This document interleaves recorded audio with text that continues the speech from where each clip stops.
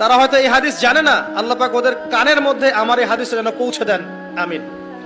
নবী সাল্লাল্লাহু আলাইহি ওয়াসাল্লাম বলেছেন, আমি মেরাজের রাতে যখন গিয়েছি তখন এক শ্রেণীর মানুষকে দেখেছি, ওদেরকে শাস্তি দেয়া হচ্ছে। কি শাস্তি? জাহান্নামীদের রক্ত এবং পুঁজ ওদেরকে খেতে দেয়া হচ্ছে। জিবরাইল আলাইহিস সালামকে জিজ্ঞাসা করা হলো যে এরা কারা? তিনি বললেন, এরা আপনার উম্মতের সেই সব ব্যক্তি যারা মাদকদ্রব্য সেবন করত।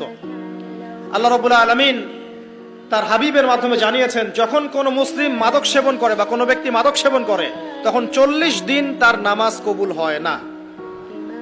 এরপর যদি সে তওবা করে তাহলে আল্লাহ পাক তার তওবা কবুল করবেন ইনশাআল্লাহ।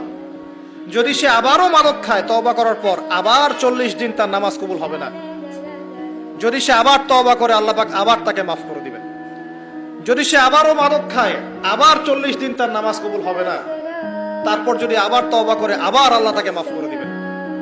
এরপরেও যদি সে আবার মাদক দ্রব্য সেবন করে, নবী সাল্লাল্লাহু আলাইহি ওয়াসাল্লাম বলছেন তাকে আল্লাহ রাব্বুল আলামিন পরকালে মৃত্যুর পরে তিনাতুল খাবাল পান করাবেন। তিনাতুল খাবাল। জিজ্ঞাসা করা হল, ইয়া রাসূলুল্লাহ, তিনাতুল খাবাল কি জিনিস?